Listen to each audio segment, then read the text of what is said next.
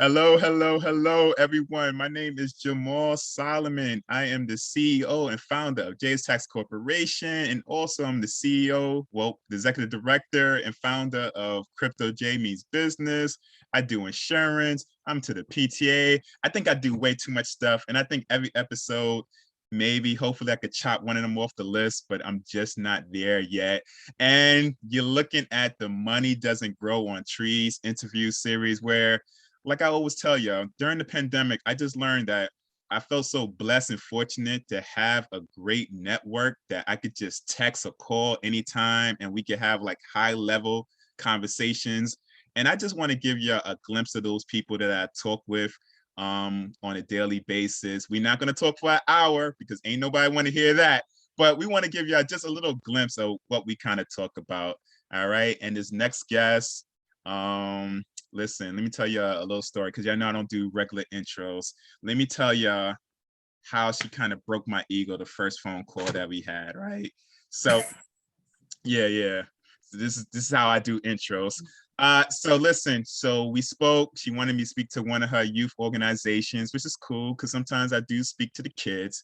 And on Facebook, we have 61 mutual friends, right? So I'm like, listen, I know you from somewhere. She went to college that's close to me. I went to Stony Brook. She went to Hofstra. I'm a Kappa. She's a AKA. And I kept on trying to say all these different connections. And she's like, nah, I don't know you. I just don't remember you. And here I am. I'm thinking like, damn, am I one of those people that people just don't remember? Or, you know, I don't know. So it kind of hurt my ego in the purposes like that. But we still have a great relationship. We still got to know each other. So Imelba Rodriguez, real estate guru. I just saw that she sold $1 billion rental property. Nah, Okay. it was like a million. Let me stop boosting to everybody. But she's gonna sell her $1 billion property one day, and we're just gonna have a nice conversation about real estate because um, I think it's one of those things that you have to have a good trust with your agent. And like I always tell people, I got trust issues. So we're going to talk about it and hopefully you can learn from it. So please give a little intro of yourself. Yes, well, I'm glad that you got over it. Nothing personal. just how, as you get older, sometimes you're like, who? But it's nothing personal. So yes, actually, I am Imelba Rodriguez. I am married with 2 kids. But through my real estate licensing, I'm Imelba Martinez is my maiden name, right? So I was licensed back over 16 years ago. So before I wasn't married 16 years ago. So that's why my license stayed the same. So I'm actually licensed associate broker. Sometimes people get that confused and think that, okay, you're a broker, so you must own the business. I did have my own office at one point, but decided to just stay as an associate broker and not have the burden of owning the business at this present time. So I'm licensed broker. I'm also a realtor, which means I have a designation to work in New York State, but also have other ethical, obligations as a realtor on top of that, right? Being a member of this organization. I'm also a landlord. I've been a landlord now in Queens for over 20 years. I love everything real estate. If anyone who knows me, they'll know that speak to Melba about real estate. I can talk about it forever. And currently I'm at Keller Williams Gold Coast, which is in Manhasset. It's want to stay in Long Island, but I do service Brooklyn, Queens, and a little bit of Long Island. But I'm from Brooklyn, so I've always got to have Brooklyn in the back pocket. And people always calling me in Brooklyn to sell or buy homes out there. So I enjoy it. But I do live in Queens. I like to drive close to my house. And then, I love Hofstra. So I figure I know a little bit about Long Island. I can help people out there as well. So I think that's a little bit about me. I don't know if there's more. Let me share this, which can kind of go into your trust issues in regards to how do you find a good realtor or someone who you're going to be able to communicate with. So I did take what I call a hiatus from practicing real estate at full-time level. And during that time, I worked for Community Development Corporation in Bedford-Stuyvesant, Brooklyn. but there I was able to help people and I able to design programs for first-time home buyers and be able to become a housing counselor as well as a foreclosure prevention counselor. And I worked with first-time home buyers and working them through the process. As a housing counselor, there is no monetary interest in getting someone through this process. So it definitely was a labor of love, being able to see people actually achieve their dream of home ownership. And on the flip side, people who are facing foreclosure, being able to help them keep their home so they wouldn't lose their home to foreclosure because of whatever issues they may have ran into in keeping their home. Nice. So I definitely am an advocate for first-time home buyers and for homeownership, period. And lastly, one thing I did want to share was I'm a product of just my mom was determined to own her own home. So my mom came from Puerto Rico. She moved to the Bronx. Every other Puerto Rican knows. She moved to the Bronx. Where most of the Puerto Ricans land at first. But she decided she wanted to buy a home. So she bought a multi-family home, a 2-family home out in East New York. I grew up in a single parent household. She kept it going, being a landlord. She unfortunately lost her home due to bankruptcy, but that didn't stop her. She wanted to continue to be a homeowner, and she purchased two other homes and built another home as well. Wow. So, that gave me a good role model as to saying, you can do anything. So people are like, I'm in foreclosure, I'm losing I'm like, it's okay. You can you can get back up and make it happen. So wow, that's beautiful. I didn't even know that story. I mean, shout out to your mother, man. That's dope. Yeah, that's really, and I feel like we kind of get along because you did say you was from Brooklyn, and you always have that feeling like you don't really need to know somebody from Brooklyn. Like sometimes you could just feel it. Like, you know what? Maybe that's why I thought I know you. I was like, Brooklyn, she got a Brooklyn mentality. Like I know one conversation we was talking, I'm like, damn, why is it so loud? Are you in Brooklyn or something? That's how it came out that we both lived in Brooklyn. But yeah, man. So let's get back to my trust issues. All right. I'm gonna be honest. Maybe 6 years ago, me and my wife did try to find a house in Long Island. Everybody knows Long Island got crazy real estate taxes. And I think our major issue, hopefully the guy's not looking at this, he tried to put us in areas that we said we didn't want to go to. And I don't want to, badmouth that area because I'm pretty sure they got some good spots. But we told this guy we do not want to go in this area. But he's like, it's your price range, boom, boom, boom. Like, how do you interview someone that they kind of understand where you come in at as a real estate on a real estate end? So definitely when I first meet with somebody, I like to have at least a 30-minute consultation to kind of just get their mindset, like what's their motivation. Some people just feel that it's time for them to buy a house. Some people feel like there is no rush, but I just want to see what's out on the market. So you got to kind of just from a real estate point of view is understand what's the drive behind this purchase. Secondly, I always make sure that people get pre-approved, right? If they're not at a place of getting pre-approved, what is it that's preventing them from getting pre-approved? Is it their credit score? They're hesitant about their credit score. They're hesitant about the amount of money they need to have to purchase. Just we'll kind of go over those things in this consultation so we're clear. And then once I'm realized, okay, you got pre-approved, what I always tell people is the amount that you got pre-approved for is not the amount, you may not be the amount that you want to purchase your house for, right? Because you may be approved for $1 million, but you may not want to have $1 million mortgage, right? So you have to know your number. What's your magic number? What's the number that right now, if I'm paying rent at $2,000, I may be able to put in another $500 a month. So I'm comfortable with a $2,500 mortgage payment, which includes all in, right? Your principal, taxes, insurance, and interest, right? Well, it's actually the reverse. Principal, interest, taxes, insurance. And sometimes mortgage insurance, right? There's an additional fee based on the equity of the property. Mm-hmm. So once you know your magic number, then that's how we center it, right?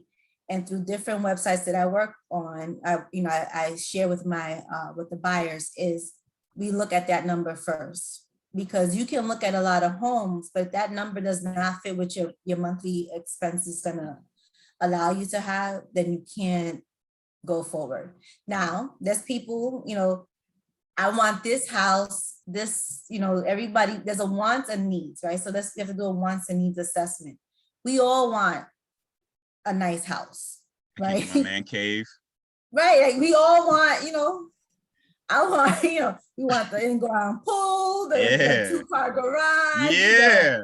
master bedroom, Woo! the master bath, and kids like 5, if they could be on the other side of the house, those types of things. Oh, and But I need a theater. oh, the theater, okay, and Yeah, the yeah. theater, Don't the forget that. basketball court, and those other things.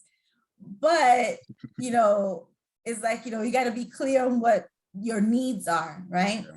So, for example, I have a family who's shopping now, and they want a 3-bedroom house with 2 baths, and they are not letting go of that 2 baths. But I understand the 3-bedroom. They're a young couple. They have a small child. They may want to have another child in the future, right? So, okay, so let's plan for that, because they're not planning to move anytime. Their goal is to sit in this home for maybe a couple, 10 years or so. And that's another question. How long do you want to live in your house? I bought my first house at 27, and I knew I wasn't going to live there forever. I mean, I lived in the basement. I was like, I wasn't planning to live in the basement forever. There was no theater in the basement. Right. So I lived in the basement, small window that I could barely see what the weather was like. And then the 2 floors above me, like that wasn't going to be my lifelong dream. But I knew that I was going to be there maybe 2-3 years max. Right. So those are the things that you have to think about when you're purchasing a home. So all that to say is, what are the needs first before we go into the wants? And that's how I would drive the conversation. And then at the same time, I will also be realistic. When I speak to somebody right away, they tell me I want to live in this neighborhood, here's my price point. I'll do a quick search and I'll say, well, this is what's out there in this neighborhood. And it's not to steer you to different neighborhoods, it's to kind of give you what the lay of the land is, right? For this price that you're getting, these are the neighborhoods that may be offered to you, and that's price point. You can decide as the buyer to say, you know what, I'll wait. Or you know what, let's take a chance in this area. Or let's, do a plan. We'll stay here for 5 years. We'll move in another 5. This could be our starter home, not our forever home. Depending on where you are in your place of purchasing a home. So does taxes ever come a consideration? Because I know, since I'm a tax accountant, that if you sell a house within a certain amount of time, you can't get that home sale exemption. Has that ever been like a discussion on, let's say somebody like, oh, I want to leave in 2 years or something like that, 1 year? No one's ever asked, actually, that's really interesting. No one has ever said that to me. I've said it to myself when I first sold the house that I lived in. So you knew. Which was in Brooklyn. But because I was, I was wondering what that implication, what that tax, how I was going to get hit with the taxes. But at the end of the day, no one really has spoken to me about that. The only thing that people are concerned about are the taxes if you're purchasing like a place like Long Island. And so what I normally do is, like I said, in this particular website that I work in, I make sure that, let's say $10,000 max is your taxes, right? And we'll look at homes that the cap is going to be a $10,000 all in taxes, right?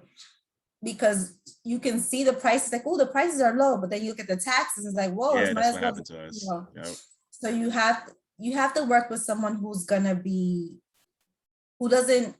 not out there for the money, right? I've had people like loan officers asking, like, why are you calling me?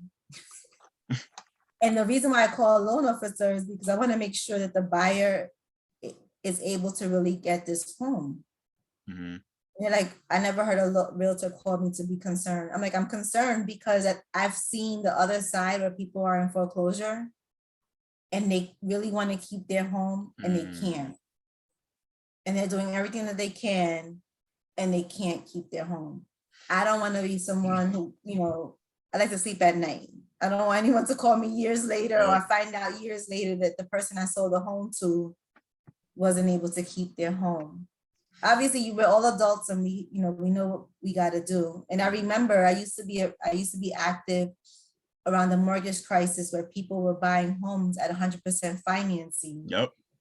And 106% because that includes the seller's concession, right? The closing cost. And I would refuse to to work with them because it didn't make sense to me. I was like, you have to put some money in this equation. But you know what's crazy? That's how I really became very passionate on educating the community. I started out in taxes during the mortgage crash.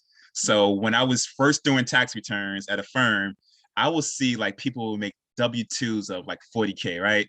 But they mortgage interest be like 40, 50K. I'm like, how is that possible? We just talking about the interest. And I say, you know what? If it ever comes a time that I feel like I can educate people and let them know, like you said the keywords, they're adults, because a lot of people are going to listen to us anyway.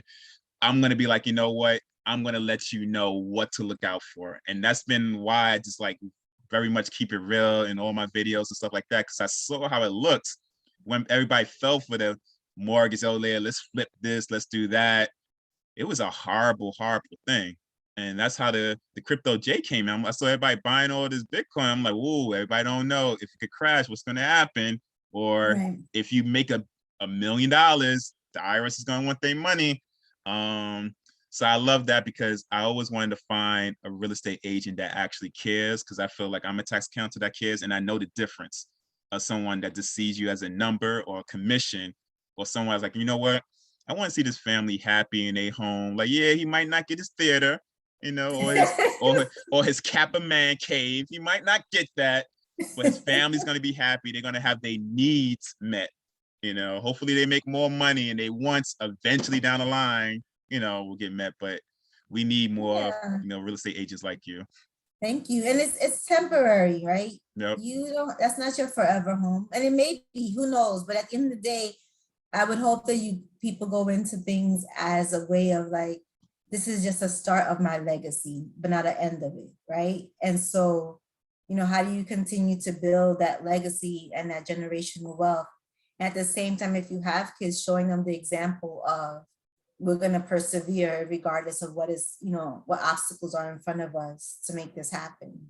Yeah, because if I come a millionaire, I'm gonna like buy Baldwin, hello, Garden City, and all my loyalty to Baldwin is gone. Nah, I think if I get a lot of money, I'll stay in Baldwin. I just get a doper house with my theater in the basement. But I understand what you're saying. So you can build it out. Like, you buy a house. Like, I know a friend of mine, she bought a small home, right? And we were all like, oh, that house is small.